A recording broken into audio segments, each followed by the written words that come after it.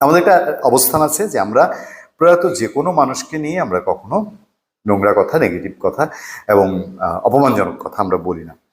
ইতিহাস বলে গোলাম আজমের ৭১-এর অবস্থান কি, এটা অস্বীকার করার বা এটা মুছে ফেলার সুযোগ নেই। এখন একজন সন্তান হিসেবে তার পিতা সম্পর্কে কটূক্তি তার অপছন্দ হতেই পারে, এটা নিয়ে আমার বিতর্ক নেই। আমার কথা হলো যে গোলাম আজমের ছেলে আরমান আজমি তিনি কেন নিজে যেচে যেচে ফেসবুকে বিভিন্ন পোস্ট দিচ্ছেন? আচ্ছা, গোলাম আজম ৭১-এর রাজাকার ছিলেন বা রাজাকার ছিলেন না, এটা নিয়ে তো তার দল জামাতি ইসলামী তাকে সম্মান করে, শ্রদ্ধা করে এখনো, কিন্তু তারা তো কোনো স্টেটমেন্ট দেয় না, বক্তৃতা দেয় না।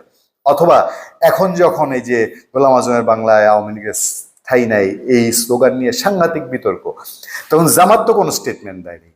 গোলাম আজমের বিপক্ষে যত রকম ডকুমেন্ট ফেসবুকে ভেসে বেড়াচ্ছে, পুরনো পত্র পত্রিকার রেফারেন্স আসছে যে গোলাম আজম এইভাবে রাজাকারের পক্ষে ছিলেন, স্বাধীনতার বিরুদ্ধে ছিলেন, সেখানে তো জামাত ইসলামী কোনো বক্তৃতা দেয়নি। তাহলে কেন গোলাম আজমের সন্তান হয়ে তিনি বারবার ফেসবুকে পোস্ট দিচ্ছেন যে তার বাবা বাংলাদেশের ইতিহাসের সেরা পুরুষ? আমার এক সময়কার সহযোদ্ধা, আপনাদের খুব পরিচিত সাংবাদিক, অনেকে তার ফলোয়ার শাহেদ আলম দুইটা কথা বলেছেন।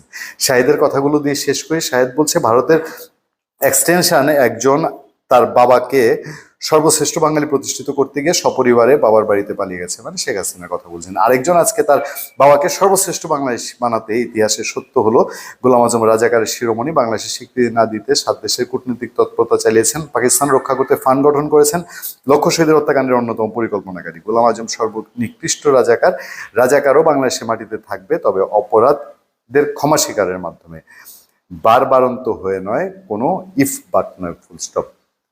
এই বিষয়টাই অন্তত বোঝা উচিত যে এটা নিয়ে কাদা ছোড়াছুড়ি করলে কাদা ছোড়াছুড়ি বাড়তেই থাকবে। এখন গোলাম আজমের যারা উত্তরসূরি বা জামাত ইসলামী তারা ক্ষমা চেয়ে রাজনীতিতে ফিরে আসার জন্য এটা কোনো ওয়ে করছেন কিনা সেটা ভিন্ন রাজনৈতিক হিসাব।